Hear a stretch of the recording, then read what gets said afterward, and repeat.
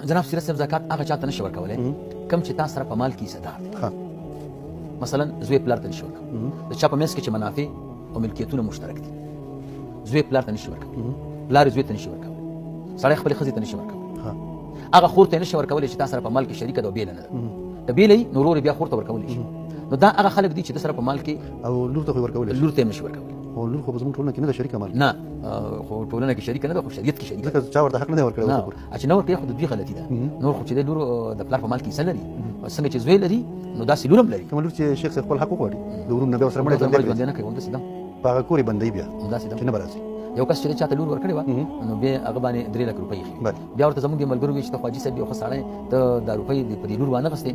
دا خو د هغې مهر دی ویل زه به یې ورکړم لور چې په 3 ورځ راغله بیا دا روپۍ ورکړې چې لور ستا خو د کما ته راکړې او که مېړه ته یې ورکړې هغه وایي په تا څه کوم مېړه ته بیا ورکړم